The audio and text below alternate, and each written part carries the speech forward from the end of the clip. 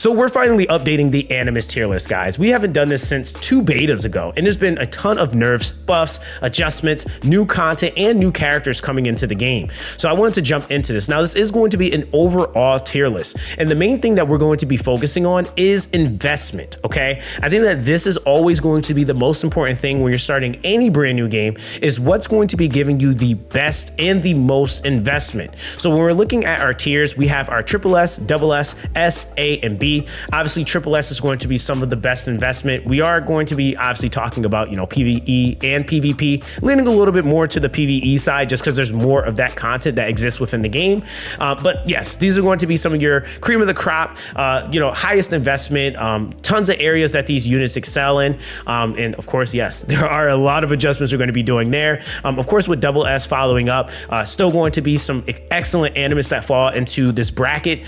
Still offering you a ton of utility, but they might have a couple of different areas that they might kind of be afflicted in. Not really just so much about the advantages to disadvantages, but like literally that maybe something they do is just completely nullified in a piece of content, or there's another animus that actually, maybe outperforms them just a little bit, and they might be like kind of a follow-up choice. Of course, with S rank, this is going to be, in terms of investment, somewhat a decent choice or a solid choice to pick if you don't really have anyone else. Still going to be somewhat sufficient to being able to help you with progression, which I think is the biggest thing, and definitely still not a bad choice. Of course, with A rank, this is going to be some of the more niche picks. I would definitely say these are going to be for the animus that fall into more unique, I would say, skill sets, and are going to be units that you would pick for those very specific scenarios. And of course, for B, these are going to be just animus I just really wouldn't advise anybody to invest in until like you're just kind of bored and you have nothing else to do. That definitely would be what I would factor B to be. Basically, I know somebody's going to be just like trash, but yeah, that's it. That's basically what it is, right? So diving right into it, guys, we're going to start off with our adjustments first. I might have some timestamps on this video, so definitely bear with me. We're going to do the adjustments, replacements, and then we're going to actually go and place the newest units from the last beta into this current final beta that's going to be coming up. All right, so I'm going to try to make these recaps as brief as possible, starting out with Lian, and let me actually pick up the character so you guys know who I'm talking about. But starting up with Lian, definitely a character that's not shifting, offers you a ton of value. One, she's connected to the hyperlink charter, which is going to be giving you a ton of resources to build up your account. You also have an amazing skill 3 from her, cleaving, dealing respectable damage, as well as being able to still turn meter, which basically gives her a bonus turn. Her skill 2 is great for multiple enemies and single targets, and then of course she has built-in life still in her skill 1, so she is great. There is zero reason to shift Lian, and she works in PvE and PvP, right? When we look at our second unit here, Rahu, Rahu's actually going to be staying. I feel like, again, when we're talking about a super tanky, DPS cleave unit, able to enable his own defense breaks, which is great. He has the raffle unique buff that he gives himself, which will basically stack. It allows him to be able to transfer debuffs. It also will allow him, with the gimmick that he has, he actually is able to follow up his allies, and that's something that allows him to be able to help with spreading his defense break, which then inherently scales everyone's damage. The other thing is that Raph also will increase his defense, which inherently will increase his damage, and then he's also able to give a defense up buff to the entire party, which then further scales his damage. So he's just great for being a tanky damage dealer, and really all you need at that point is just some extra heals to kind of keep him alive. And this guy is great, right? Like, he does a lot of content, great in PvE, great for PvP as well. Now next to him, we also have here is Lilith. Now I will say with Lilith, she's actually going to be dropping down a tier for me personally. I still think that she is a great animus, even if you wanted to pick her up. She's no longer in my top 5 anymore, but I will say that when we're talking about investment in the overall value, even with all the testing I've done, when we get to endgame, one of the things that's going to diminish is how much damage she's able to deal. Now I will say that the utility that she's bringing to the table with the the graceful mischief is still going to be very, very high, right? You're still going to have a debuff that lands that basically is able to deal indirect 30% of her max HP, but I think that that's where the issue kind of comes into play, is that the damage is based off of her HP and not the opponent she's going up against. So when you start looking at PvE content, even when you're talking about the 100% chance to stun, that's not necessarily something that will work on a lot of the bosses. I actually see ADCs don't work outside of like control abilities outside of taunt. So that's where you kind of run into some issues with her, where you start to lose value in how well her abilities can actually be effective against things. So again, Lilith is a excellent animus, but I will say that she's going to be a unit that will start to fall into like different pockets versus like being able to be used in like everything that she has an advantageous kind of seat in. Now, next up we have Lingluo here. Easily still one of the top healers in the game. Nothing can replace her in terms of like pure healing output. I would definitely say one of the best things about Lingluo is that one, she's free. Okay. So that's number one. But then two, she's packed with everything, dude. She grants immunity. She's able to basically increase healing effectiveness. She has a heal over time that she's basically able to give. She has extension of buffs. I'm trying to think what else she has. I think her unique ability, Well Prayer, it basically will stack, and that actually will help you with recovering a certain amount of your max HP. So it's a lot of different things that she's bringing when you're talking about pure healing and debuff prevention, and of course also being able to dispel or cleanse debuffs. So she's great. No reason to shift her out of Triple S. She's definitely a mainstay. Now next to her we have Kloss. Kloss is another one that has kind of started to kind of fall down a little bit in terms of like her utility. For me in PvE and PvP, I think again she's still a great animus, but I will say we also have another new animus to talk about that I feel like kind of sort of made this shift happen. But Kloss is still great, right? Kloss I think still provides you with a ton of utility when you're talking about turn manipulation. I think the biggest thing with her is that she still is going to be offering you the defense break. She has the hacking in progress, which I would say is great for increasing damage that your opponents take, and how much damage that you basically are taking. And this, she can still decrease speed as well, which is another big thing.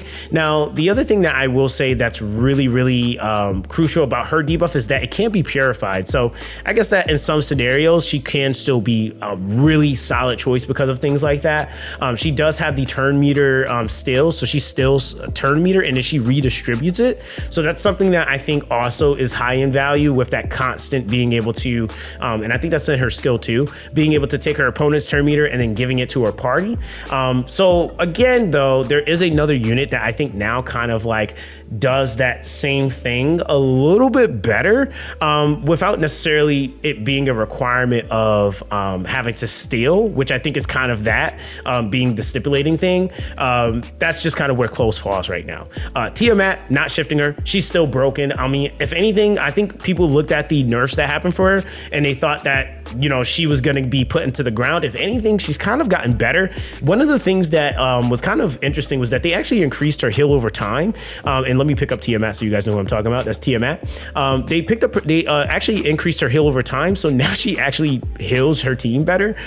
Still great for, you know, taunt control. She gives shields to her entire party. Excellent in her dragon mother form or her dragon form. Damage dealing wise, AoE nuking things off the planet. She's still great even in single target scenarios because it is still respectable damage. So she's just good, right? Like she has so many different like aspects or layers to her. She's great in PvE and PvP. I would say she's easily one of the top choices for those that are looking to start out strong. From the target summons, easily one of the best ones, right? Next to her, we have Heinrich, still staying in Triple S. Heinrich is still, again, one of the best dark units in the game. One of the things that he's bringing to the table, or a few of the things he's bringing to the table, is that he's able to basically, mitigate and dispel buffs off of his target, but also being able to land his own debuffs. So he's actually one of the top units for Tiamat, actually, when you start looking at Inferno. Now Cataclysm is called Inferno, by the way, guys, but he's definitely one of the like top units for that. He has the ability to block buffs. He also has an ability called Last Word, which will increase his crit damage that he deals to the target, and also increases the chance of him critting against that target. So he's actually still even really good if you decide to go for a damage build on him. He also has Heal Block, which is actually pretty insane.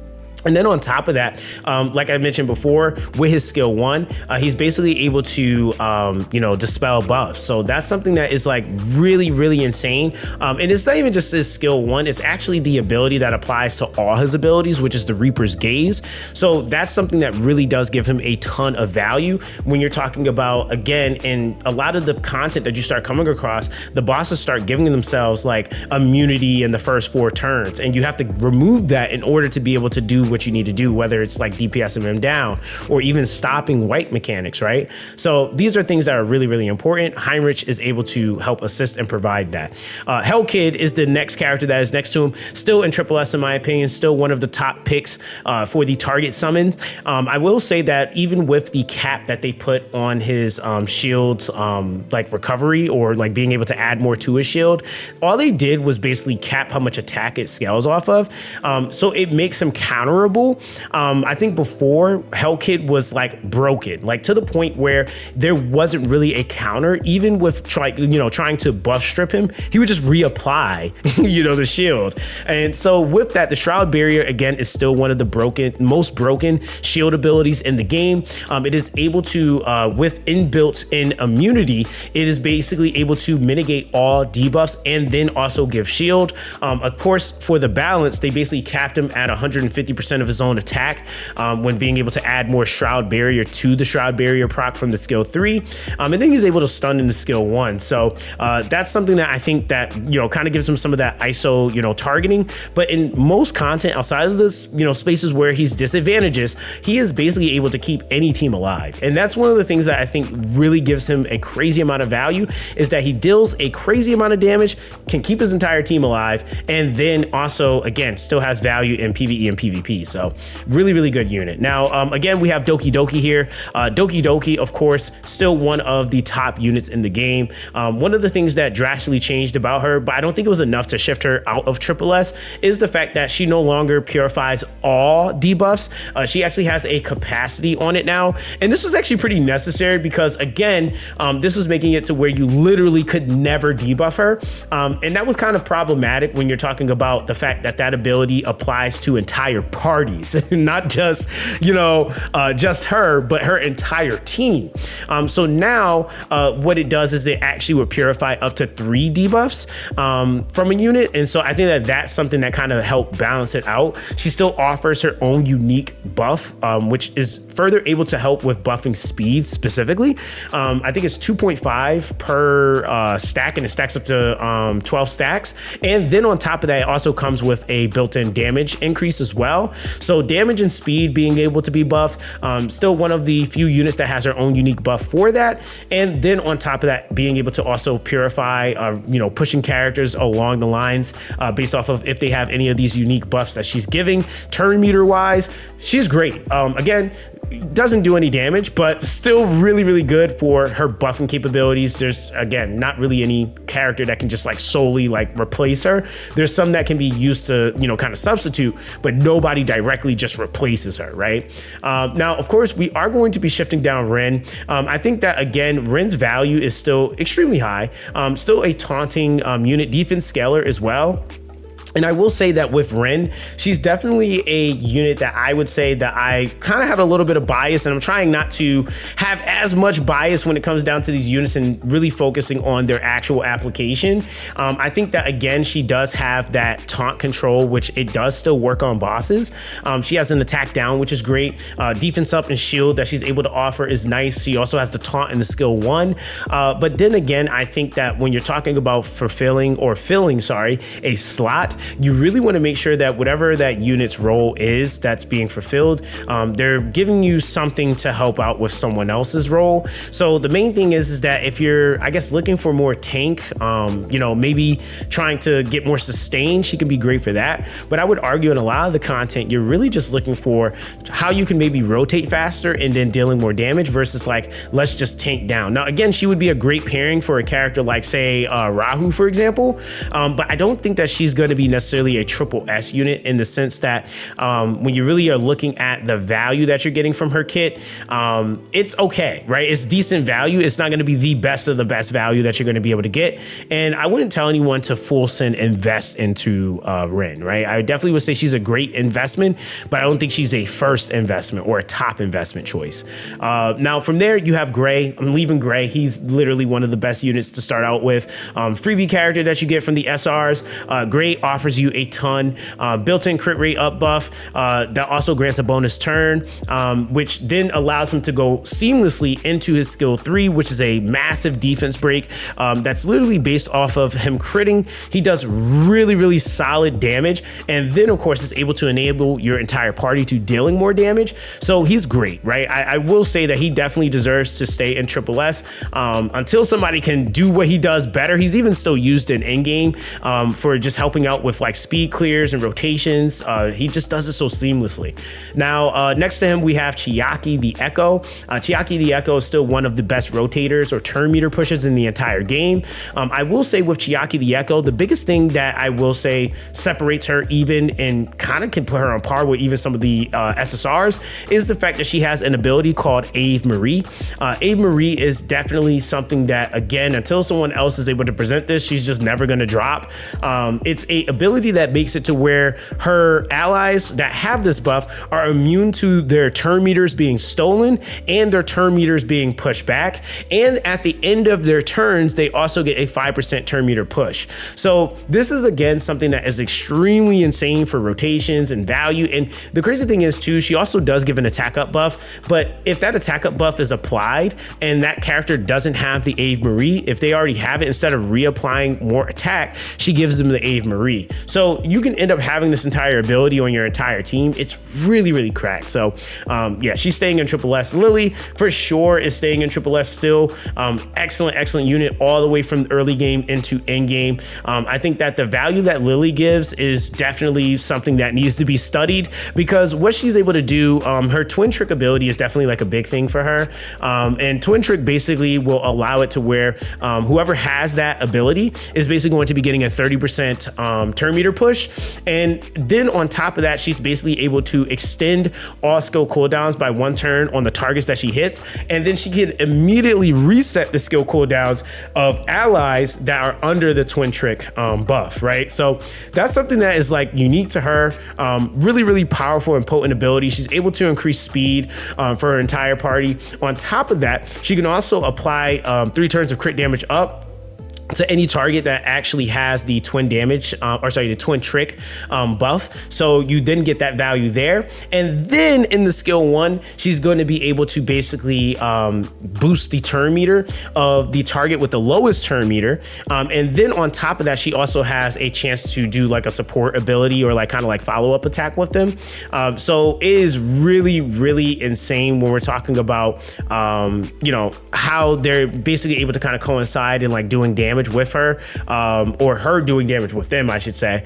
They end up having a crazy combination in those scenarios. Now, next from there, we have Valerian. Valerian, I will say, is definitely a unit that they kind of pushed her down a little bit. She was very, very oppressive 2 betas ago, but I feel like where she's at now, she's still pretty good, but she's not as oppressive. I think before Valerian was like kind of crazy.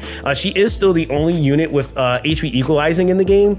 And that is under the unique ability she has, which is called Hazy Dream, which makes her immune to control effects.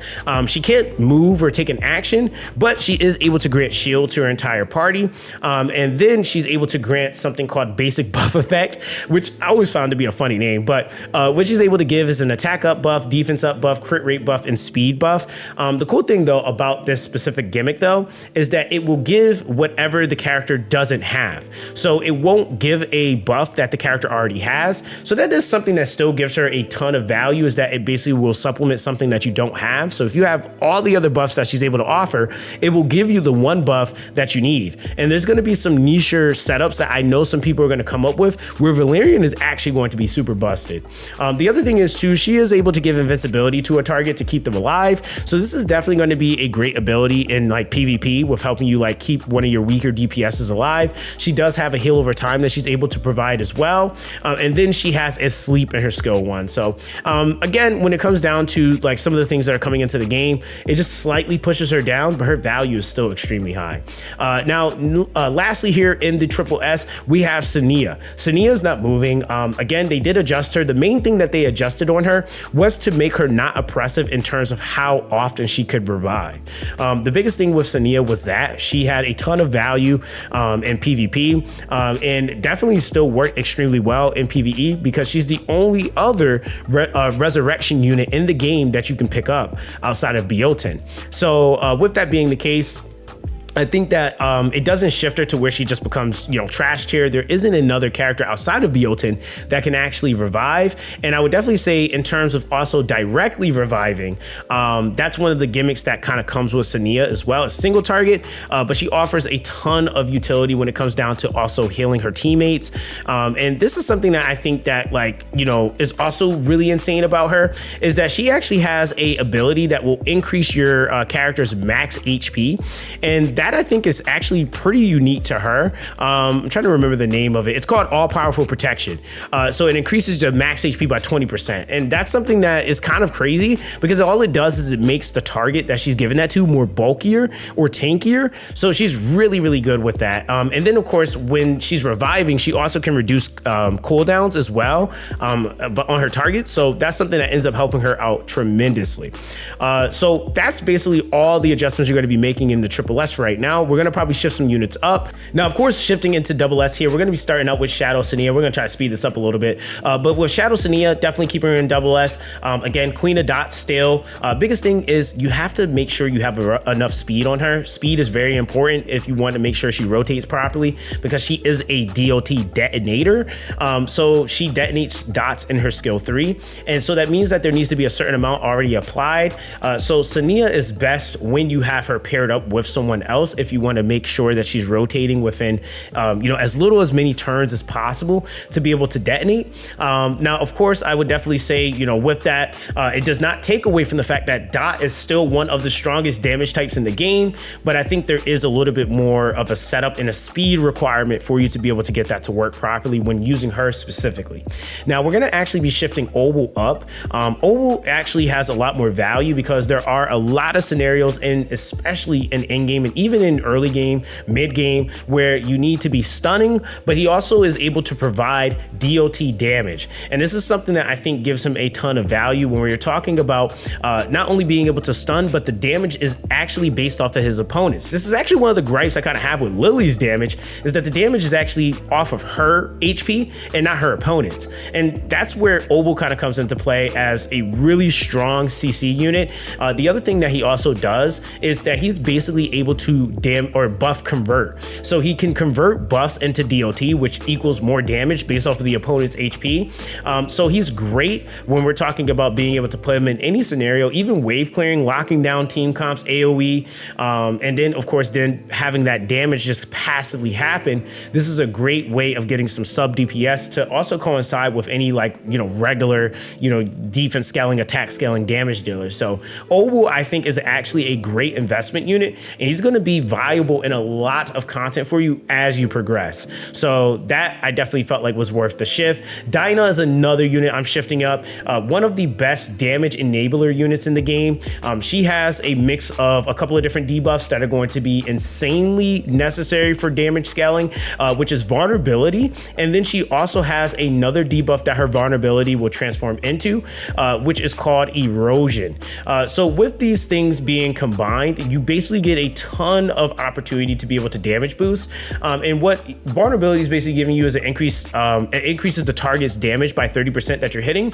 And then when you have the defense breaks and the vulnerability already procced, it will evolve the vulnerability into erosion with her kit specifically, to where now you're starting to talk about true damage equal to 60% of that attacker's attack. And then it also will increase turn meter as well. So she has a ton of value that she's basically able to bring to into a team. And the crazy thing is that with these types of units, you can go for trying to build them for more damage, but most importantly, you can really just build them so that they can land these debuffs to help scale the main DPSs on your team. And that can be more than enough for helping you clear a lot of content. So she's great. She's able to still turn meter as well. So I will say, when we're talking about damage amp in a body, Dinah is that unit, right?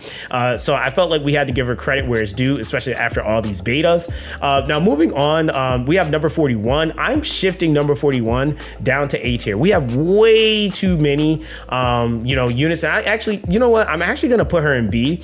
I couldn't even consciously tell anyone to build number 41 at this point, other than the fact of like, I'm just trying to have fun and build this, turn meter pusher unit that doesn't do it nearly as great as any of the other units that exist in the game. I will say, for what it's worth, she's okay, but I think the other thing is that she has a fairly low base speed, so you're not really going to be able to get a crazy amount of turn meter push from her. She has a single target heal, or heal over time, and then she's also able to heal blocking her skill 1, so she's kind of like bare bones compared to a lot of other units. So we're just gonna leave that at that. My boy Asshu, I'm gonna be dropping down to A tier. Again, he works extremely well in dot teams. He's able to do an AoE dot, AoE silence, but again, it's kind of starting to be a lot of value units coming out of the SRs and the SSRs that I feel like would be much better investment choices comparatively to 2 betas ago. And again, he's still a great unit that can work in a lot of scenarios, but I wouldn't necessarily, emphasize or, encourage someone to go and build him. So I just don't want to paint that picture necessarily. Now we also have Fungus here. Fungus is definitely going to be one of the units that I'm going to be keeping in double S. I feel like for what it's worth, he's great. Really excellent damage dealer. He is a dot unit. I think the biggest thing with him is his follow-up capability. He really does lean a lot more into just damage, right? Like that's his big thing. How much damage can I deal with, against you or to you between my dots and my actual hits, right? And I think the other thing that really brings him together is how many times he can assist. And this is anytime an ally casts a damage skill. So anytime that they have a damage skill going, he's basically able to follow up. Speed down, I think, is also in his skill 3 as well. So you do get that dot follow up and tons of damage that can come from the actual hits themselves.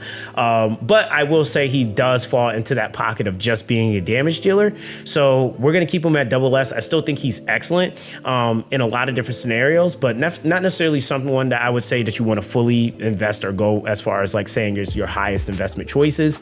Yang is still going to be staying right in double S as well. I still feel like this is a great unit. If I had to compare him though to Gray, I still feel like Gray does the respective job a little bit better. And it's just because he has the innate built-in extra turn, which allows him to go right into that defense break. The turn meter like push that you get from Yang is actually still really good. He does have the chance to also dispel as well, and that's going to help you in things like Aurora, for example. And the other thing is that he's very similar to Gray, where things are based off of his crit. So that's something that again makes another easy unit that you can basically just focus more crit and not really accuracy. And he does really well. Again, he buffs attack and crit rate. So that's again something still extremely useful or valuable to a party. But the one thing I will say that also I think kind of gives some more value to a player is that you can technically pick him for free, right? There's going to be a box where you can get Turandot, Yang, or Kazi The Reverie. That's going to be a unit that you can pick up from there. So depending on what you roll, he's definitely another choice that you can select. Now what we have here is Kazuyo. Kazuyo, I would say, is definitely a unit that's going to be, and this is Kazami Kazuyo. She's going to be staying. I'll keep her in double S, and I think it's just simply because, and actually, no, I'm going to be dropping her down.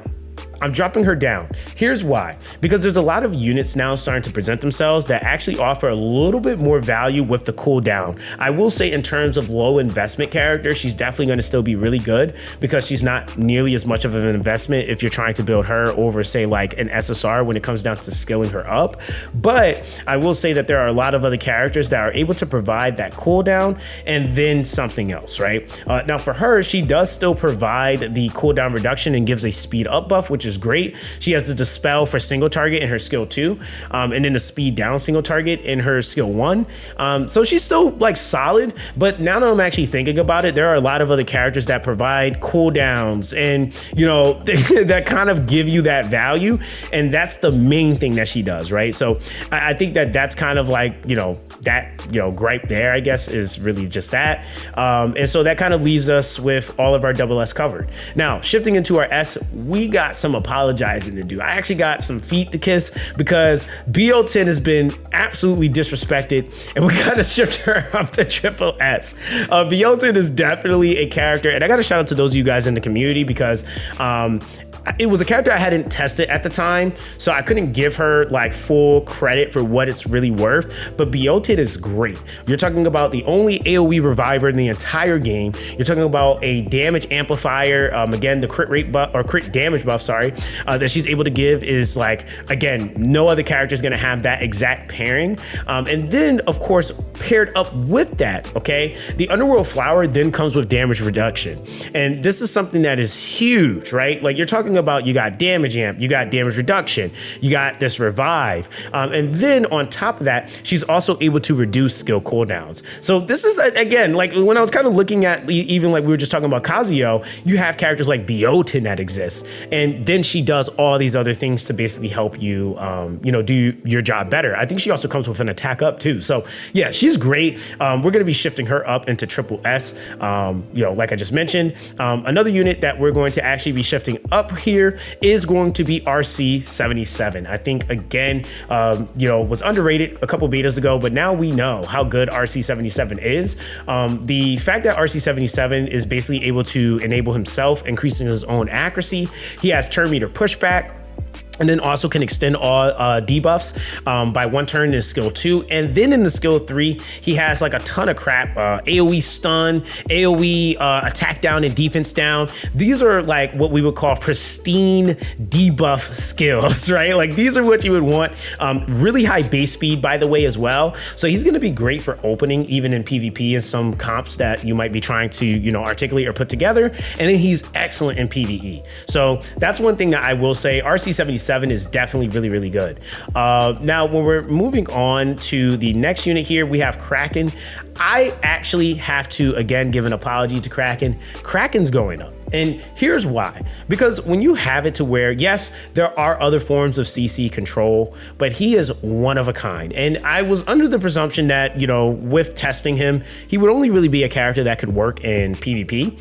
He actually works extremely well in PvE, and primarily in one of the most important dungeons you need to be doing, which is Doki Doki. And we're gonna be shifting him up. There is no unit in the entire game that has CC freeze.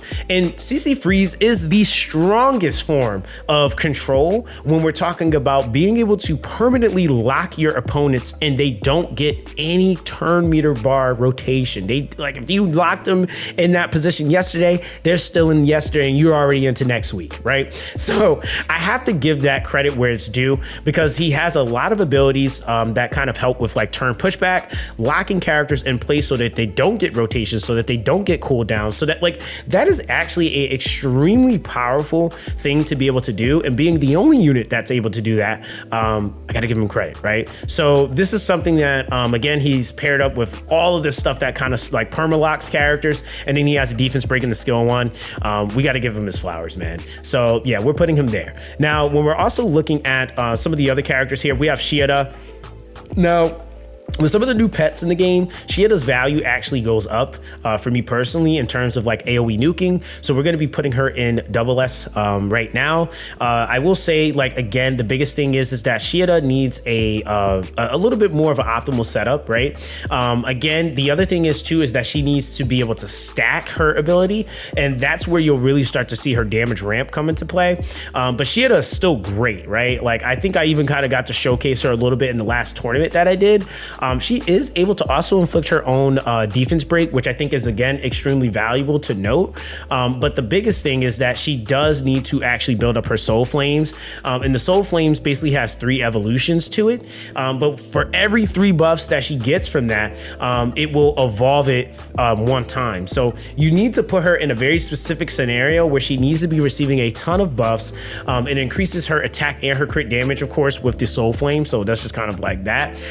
So you do need to put her in a very, very specific scenario for this to be, you know, extremely valuable and just right off rip giving you that value. But if she's just in like a lot of the standard teams, a lot of them aren't giving her like, you know, 3 buffs in rotation or that fast back to back for her to be able to scale this, right? So that's just kind of that. Now, when we're talking about the next characters here, Chiaki is going to stay. Again, they did adjust her a little bit. I think her heals are a lot better. Doesn't really necessarily push her up though, like this astronomical amount, but she's still a really solid unit to alternate in. She does offer damage reduction. She has a heal over time, which is really nice. And then on top of that, I would definitely say that in terms of her attribute, she was one of a kind at that point because she was the only character of her attribute. But now there's another character that actually kind of comes into play that actually does her job a little bit better. So that's why we're going to be keeping her where she's at. Now, next we have Turandot. So this is another character that you can actually get for free. Turandot. I keep forgetting, like with all these betas, they did change characters' names. So it's Turandot now. But Turandot does give an attack up, defense up buff. She is able to single target, push back turn meter, and dispel buffs, and then she also is able to increase her own accuracy in her skill 1. So when we're talking about like the value of like an attack up defense buff, this is a really generic thing, generalized. I would say not generic, but just generalized, something that can work as a unit to place, you know, or to slot fill. So not anything that I feel is like super crazy, but she's still a good unit to have if you have her. Not one of my first go-tos when I'm thinking about like investment choices, but she's still a really, really solid unit. So that's that. All right. Now we're going to be pushing the boy Massiah up, man. I got to give him his credit. Hold on. Let me actually put him up here.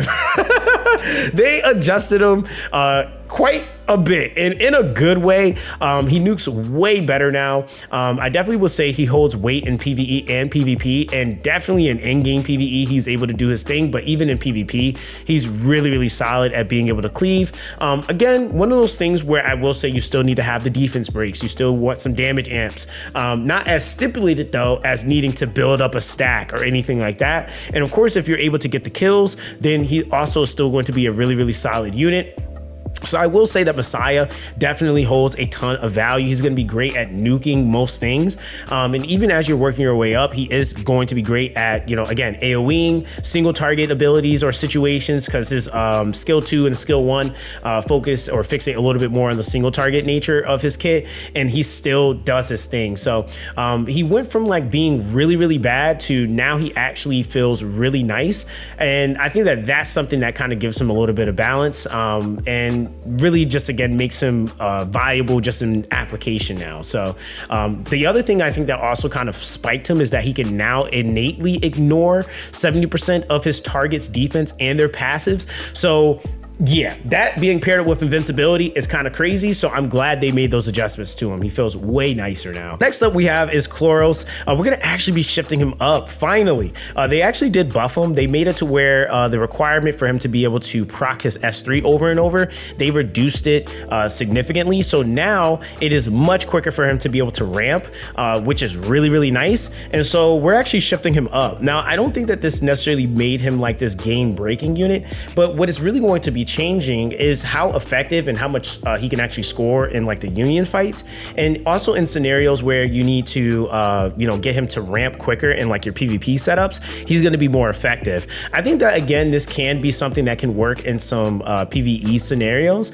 but I will say that for the most part this is still not a character that I would invest or tell players to invest in as one of their first choices. Even out of all the playthroughs that I've had, I think Khloros was one of the most difficult ones that I had. So So just from my own personal experience, this is why I would still be placing him in S, but he's no longer A at least. So I guess that's good. Tsutomu, we're also shifting up as well. Tsutomu actually is going to be being placed in S for me. One of the things that he does extremely well is that one, he's basically the baby version of Heinrich, and more of a single target focused version, but nonetheless the baby version. And so with that being the case, some of the elements that he brings to the table obviously are things like, for example, the buff blocks, which is a really big thing. He is able to still buffs with his skill 2. It is random, but he still can do it. He's also able to do a heal block as well, and then he can also guarantee a crit when he's hitting targets with debuffs on them.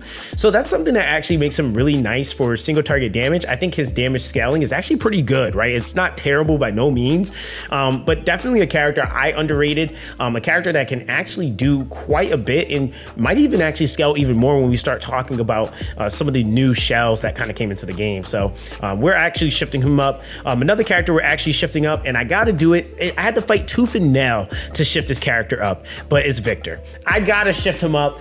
Cian was right, and I was trying to convince you guys. I'll never forget that. But hey, listen, it is what it is. Victor is good, and he works all the way from early game into end game, and it is really hard to deny him the rightful spot that he deserves, where we're talking about a character that as his HP lowers, he gets stronger, but not only is he getting stronger, he also has a built-in damage reduction, so he takes less damage, and then on top of that, he has built-in self-sustain, so he's able to basically restore all of the HP that he just lost and rinse and repeat. This guy is absolutely insane and is a monster when we're talking about being able to deal damage. He's going to be a threat in things like PvP as well, and when we're talking about PvE, because of his attribute, he's going to give you a ton of utility as an extra DPS, and even in some cases as your main single target DPS to be able to bring into some scenarios. So I had to give this to Victor because yeah, he's proven himself. I've tested him in so much content and in so many in-game comps, and he just does what he needs to do.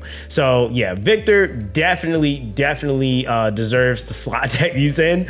Now, of course, we have Dorothy. I'm actually going to be shifting Dorothy up. I feel like Dorothy's overall value does increase as you start to get better gear on her, and specifically better attack scaled gear. In the early game, it might not feel as great because your attack scaled stuff doesn't really scale that high, but when you get to end game, she's really going to be a really solid unit. And the other thing that I feel like, again, we have to remember is that attributes, when you're talking about the RGB attributes, is going to be, constantly a counterbalance, but in comparison to like those attributes in the light and darks really don't have nearly as much content that they are at a disadvantage. They're usually, for the most part, typically neutral. And so I think with that, and then also being able to convert excess healing into shield, that's going to work really well with the brand new pet that just came into the game that actually houses HP, and using that at certain opportunities, which will also help her with extra conversion into her shield.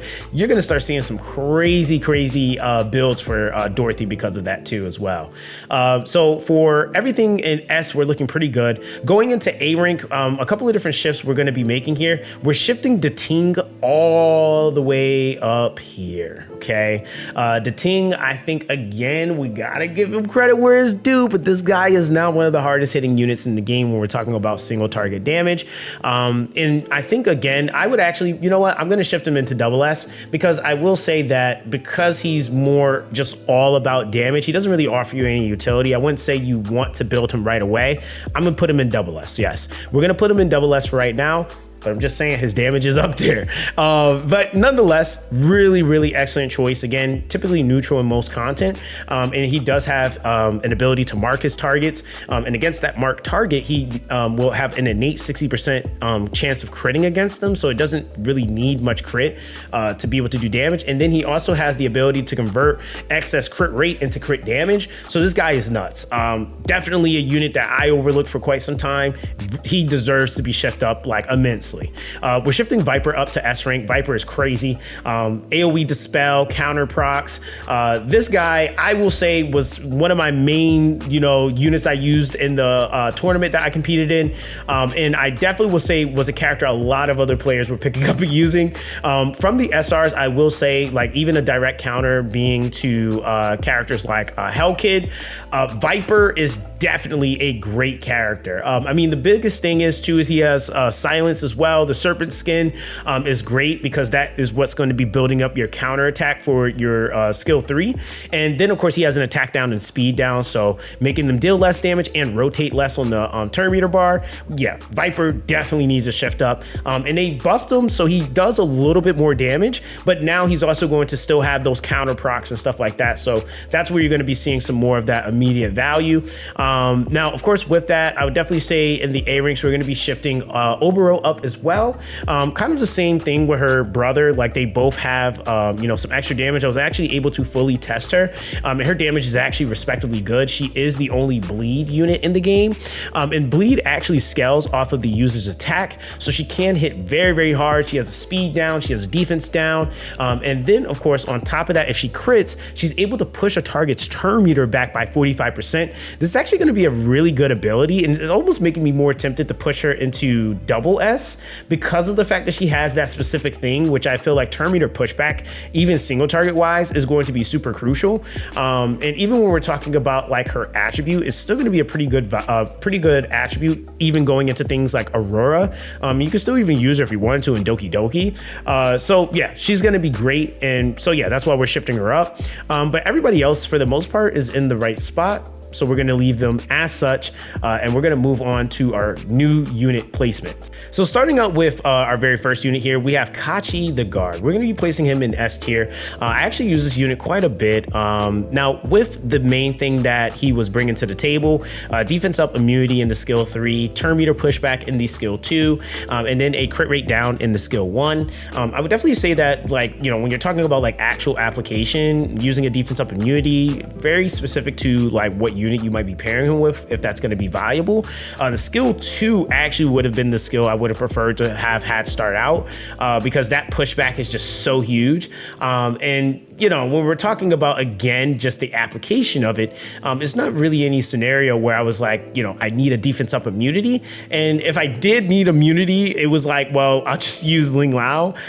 So I think that was kind of, that. So that's where he ended up kind of getting placed. And then when we're talking about like, I guess, like, PvP versus PvE, I definitely would say that you'll probably see a little bit more value in that defense up immunity combo in like PvP versus directly like your PvE content clearing. Now, next up we have Silence. Now, Silence is one unit I am so happy that they finally have gotten together. This was a unit that had no real identity, and I think it was really hard to place her at that point because there really wasn't anywhere to place her. So I will say that now I can comfortably place her into double S, because one thing that she's actually doing, which makes her fairly unique, is the fact that she's focused now on forgetfulness, which is making it to where her targets cannot trigger passive effects.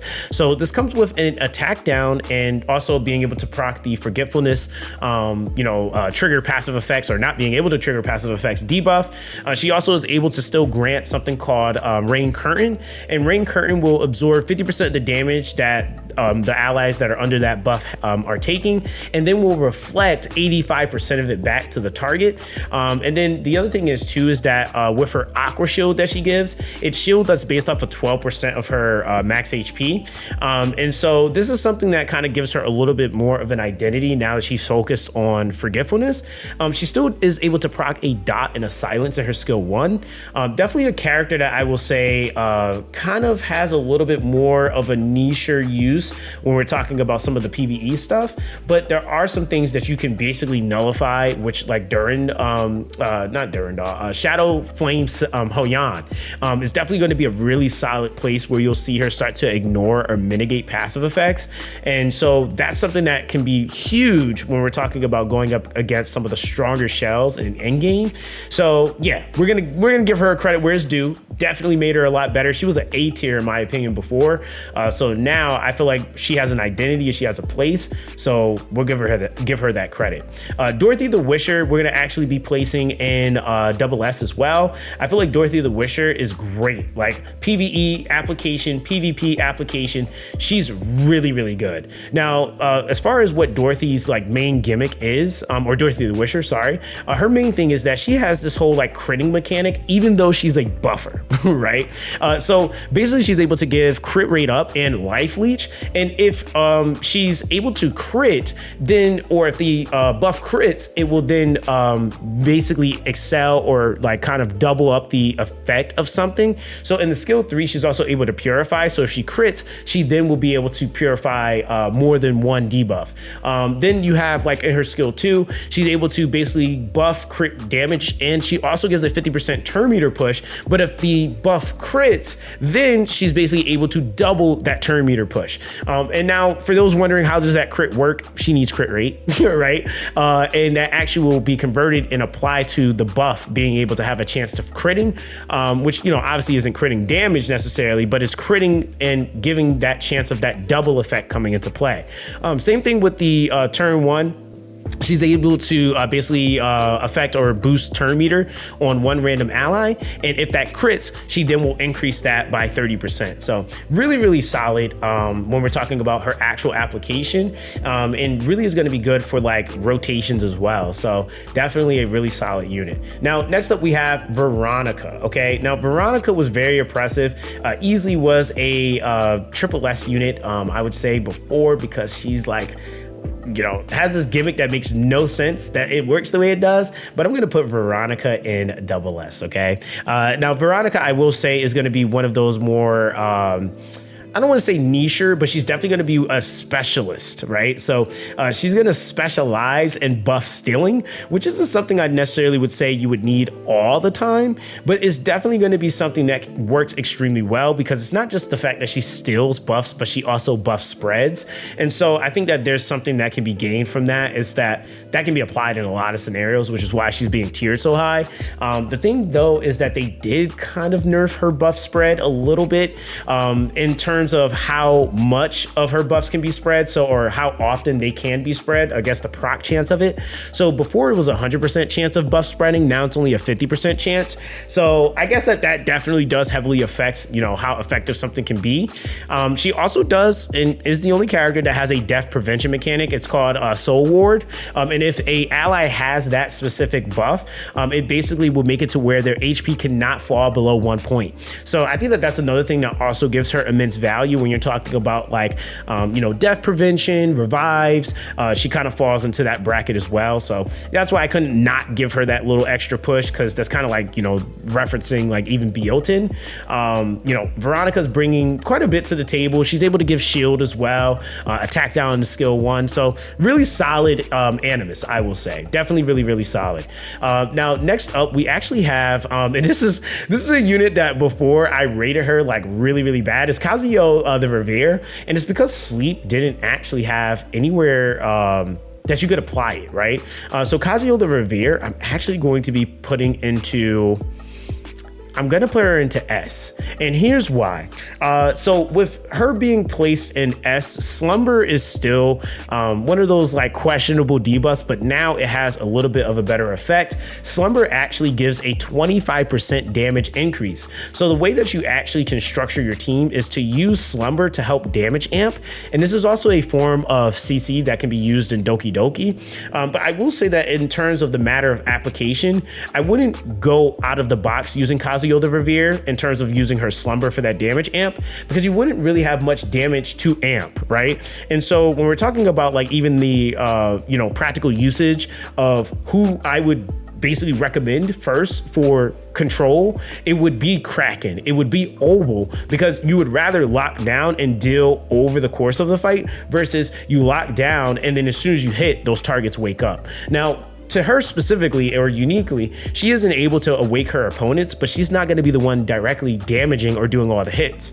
So this is just, you know, kind of some of the things that I think about when we're talking about actual application.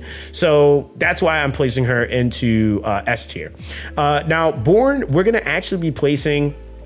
And it's kind of crazy because he's a unit that like I have an extreme bias for. I really, really love this unit. This unit is so much fun.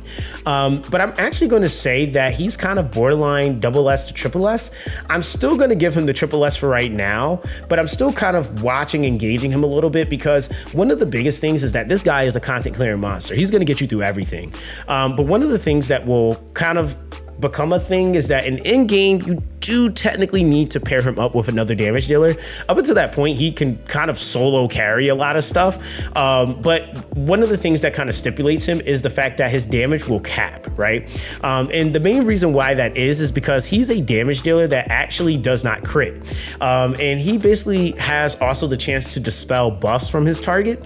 And it is segmented damage that will basically kind of come into play when it is less than 4 surviving targets. If there are more than 4 targets, then he will deal like a crazy multiplier. It's like 440% to all targets, and then also be able to dispel damage or dispel debuffs. But if there are less targets than that, it actually segments the hits themselves, and they become 100% damage. And then from there, he's also able to ignore target passive skills. So there's a ton of viability there. The other thing that he does that makes him really crazy too, though, is that it makes him really tanky. When you're looking at his passive, his max HP is increased by 500% of his attack, and then he's able to deal additional damage based off of that HP value that he has, and he can't crit, right? So that's kind of one of the things that like you'll see him hit really high numbers, but they won't be yellow, for example, because he can't actually crit, and that affects his entire kit. Now, the one thing that I think kind of gives him a little bit of a saving grace, even with some of that capping, is the fact that he's actually a much better self-sustainer than Lian, right? When I'm talking about being able to keep his own HP up, this guy is not only tanky, does really good damage, but then he can keep himself alive. So I will say I had a blast with my playthrough with him and being able to get through all of the content with him. The dude is amazing, but I will say he will start to kind of, diminish a little bit, and you will need to have another damage dealer with him for you to respectively clear things, in a decent amount of time. So I think that that's just kind of, the catch-22 for him, but I still think it puts him in triple S, man. Like, he's still really, really strong. Now, next up, we have Freya, easily a triple S unit. And this is the reason why I kind of shifted Kloss down, right? Sad to do, but it was a necessary thing to do. Freya is going to be the premier limited or rate up unit that we're going to be having on the final beta and the release of the game. I think one of the most important things that she's bringing to the table, she's bringing buffs and debuff galore. The buffs you need and the debuffs you want, okay? So the attack up buff comes paired up with Nightmare, which Nightmare is going to make it to where your targets are taking 15% more damage. And then also it's going to have a built-in life leech, which will allow you to be able to heal by 15% of the damage that you deal, right? Then you have a skill 2 that's going to be coming with a defense up buff. And then she has this ability called Dreamweave, which will consume itself to purify a debuff. And so that will stack up to 3 times on a target. And so you kind of have this application of buff, debuff, and then to like really honestly the icing on the cake was the fact that this is a unique ability that's built into her called Dream Guide, which basically makes it to where anytime your allies gain a buff, it increases their turn meter by 4%, and each time the enemy is inflicted with a debuff, it will decrease their turn meter by 4%, and it also ignores resistances. So the other thing that's really cool about her too is that the Dream Guide is then doubled when she gains a buff or is inflicted a debuff. So she's basically able to scale that for the entire party. And it's kind of insane like how she works. I will say, some people are going to be like, is she a must have, or ask that question? I think she's going to be a really hard unit not to have if I had to answer that. So yeah, Freya, definitely a unit that deserves her placement. Like, she's just way too insane. Now, next up here, we actually have, let's go with Ramoka. Ramoka, I'm gonna say, is definitely an insane multi-kill, single kill, stun kill. Like, she's killing everybody. Like, she's she's actually pretty insane. Great splash damage that she also offers as well. One of the biggest things I think that I've seen some players are actually like kind of like misunderstanding with her was like the actual application of how like her abilities work. So in her skill 3, she hits one target and she does 180% damage in between 3 hits, right? So it's 3 hits of 180% damage. And then the final damage where you get that splash damage is based off of all 3 of those hits. And it's 33% of that. So that paired up with a stun, so if she doesn't kill the target, she still can stun them, which is great utility when we're talking about like damage dealing. And then she comes with an AoE ability that basically makes it to where for every percentage of HP that target loses, she actually can scale the final damage of her skill 2. And then she also can self-heal herself for any HP that she loses. I think it's like 70% of it, or up to 70%. And then she also has a speed down in her skill 1. And I'm trying to think, there's one of the things she has. Oh, she's also able to reduce her skill cooldown by each kill she gets. So that's another thing that's actually kind of insane with the skill 3, is that if she actually kills the target, it actually will further reduce the cooldown. And this ability is already on a 3-turn cooldown. So now it drops to a 2-turn if she gets the kill. And basically after that 1 turn she rotates back into her skill 3 again. We're talking about nasty amounts of damage. So Ramoka is actually a very amazing carry. When we're talking about even just like that locking, the damage potential, and the rotation of that damage potential is really good. And so, yeah, I have to give her that. Really solid unit. Next here we have, let's actually talk about Maxwell. Now, Maxwell in application, I think, is actually a double S unit. I think one of the things about him though, and I think that this is also kind of why I've been toying with this character. I've been playtesting him quite a bit. But one of the things that's like really interesting with him, and it's feeling more PvP than it is PvE, is the fact that he can reduce resistance, okay? He's the only unit in the game, and that's why I'm placing him where he's at, because he's the only unit in the game that can do it. So it's not like I have another alternative if I want to reduce resistances, but reducing resistances definitely is going to be something that's crazy valuable when people start to really build into it, and I feel like that's going to be a little bit more in-gamey. I don't feel like players are going to be able to, and really will, build up into resistances or building resistance on their character, like effect res, so early. That's definitely a little bit more in-game. The speed down with it is actually really good. And then on top of that, he also has a 60% chance of also decreasing that target's turn meter by 50%, which is kind of insane. That's an AoE ability, mind you. He's also paired up with a silence, which obviously is good because that forces the basic attack of the skill 1. And then he can also still turn meter from the target that he's hitting with his skill 1. So he does have really solid utility in terms of like the debuff at his disposal and the stealing of turn meter that he has. But I definitely will say that it's one of those things where I really think that there just needs to be more places for that to kind of matter in PvE. And that's why I'm not going straight for triple S with him, because I think more his application is for PvP as of right now than it is PvE, right? So there's probably going to be some adjustments in the future with him. Definitely a really cool new SR that they added into the game, but I think that was like one of the main things. Placing Rosa, man. Rosa is a crazy unit. I think when we're talking about actual application, and I'm gonna place her here because I don't want players to not know that she's that good, but I will give the disclaimer. And I want somebody to clip this specifically. The disclaimer is, if you are building Rosa, understanding Rosa's value does not kick in until you really get a good build on her, okay? Rosa also is going to be able to give you value all the way up from early game, mid game, into end game, but I will say her end game value is absolutely bonkers. Like, absolutely game changing. You build her correctly, she's great, right? And I think that that's something that is worth mentioning. She is definitely a triple S unit, but when we're talking about like getting the most out of her, she really does need to be built. Okay, I won't say that this is like a progression unit, and even when we're talking about investment, man, like she's a great investment. I mean, the only content she can't perform well in is the content that she's attribute disadvantaged, and I think that that does say a lot. So I don't think that it's necessarily a waste if you invest into her. Is she the optimal investment?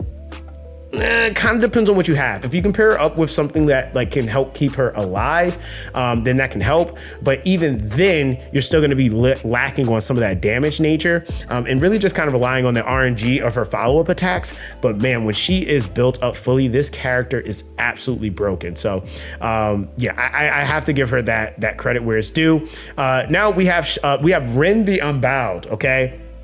Now, Ren the Unbowed is actually a really strong unit. I got a shout out to the homie Ragewood for actually using her. I'm going to actually be placing her just in terms of investment. I'm going to give her triple S for right now. I'm absolutely going to give her triple S. And the main thing is that I had to kind of look at like her application and how she works. The thing that makes her great is how she scales, but it's because it's a double dip, right? Now, the double dip for Ren the Unbowed is the fact that she actually is doing damage based off of her speed, but then she also offers debuffs to make her opponent's speed lower. So the fact that she's able to basically scale off of speed, right? And it's not just she just scales off of speed, she scales off of attack too, but she gets additional damage off of her speed as well, but then she also inflicts the speed downs. This is something that also like helps her too, because if she has higher speed than her target, it will increase her final damage by 50%. And so these are things that like really help her out tremendously. I'm still like kind of toying with the triple S. I'm gonna go double S. I'm gonna place her in double S. I feel like that's safe. But definitely like that borderline unit for triple S. But the scaling and how she like works and how she can like, be built is insane. And then when you have that paired up with like turn meter rotation, she's great, dude. So definitely a unit that, again, I had to kind of consider progression. Definitely a unit that I would say is a safe unit to build, can build her. She's great for damage, but comparatively to some of the other units, I guess she's kind of missing some of the things like maybe some self-sustain she doesn't have. Everything is just about that speed, decreasing speed, and then dealing damage. So we'll drop her down for right now. Now, outside of that, okay, the next character we actually have is going to be, I think it's Mia, right? So Mia is a unit that easily, I would say, falls into, man, I'm gonna say double S for right now, and it's simply because of Lingluo.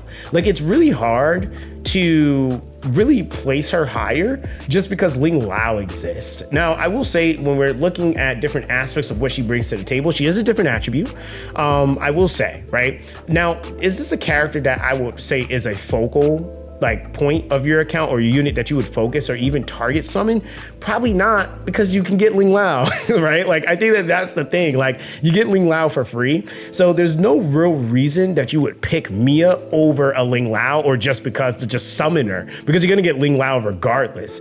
So I think the thing is though, and I don't want to take value away from Mia, because Mia is still an excellent unit. She is able to reduce all skill code, reduce her ally skill cooldowns by 1 turn, which granted, I mean, Lingluo can do that. She can extend duration of buffs, and then she can also shorten debuffs. But one of the biggest things that I think she's bringing in terms of value, she can give her, she can give an ally shield, and then she also, for every buff that's carried by all allied animuses, she will give damage reduction, and it stacks up to 8 times. I think it's 5% per stack. So that's one of the big things for her that I think gives her a little bit more value. And that's something that I think would actually push her up respectively for being a healer. But I do want to identify the fact that this isn't necessarily a character I would target summon or even invest in if, like, you know, you're talking about like what is really required for most content. Can she work? Yes, absolutely. I don't think it takes away from that, but is she a unit that I would say you want to target focus? Oof, that's kind of hard. Like, again, Lingluo exists. It's like, again, no need to really focus her. But you know what? I'm gonna give her a triple S. I'm gonna give her a triple S just because, again, there isn't anyone that's going to be able to do the specific thing with the damage reduction. And between her and Lingluo, I guess you could argue attributes. There is that, right? So in areas that Lingluo doesn't work, then I guess you can maybe use Mia, but in most cases and scenarios, Lingluo is just going to be a generalized cover. So yeah, there's that. So I'll give her the triple S for right now. We might adjust this later on because she is like basically mirroring in Kit. The only thing that she does differently is really the fact that she is able to give that damage reduction, which might be more optimal based off of the composition that you're going for. So I'm not gonna not give her value. Now next up we have Tsukiyomi. Okay, now Tsukiyomi is definitely a unit that I feel like needs a pairing, right? Like I think that's the reason why I'm going to be placing her into double S because she actually needs a pairing in order for her to be able to get or to give the most optimal utility.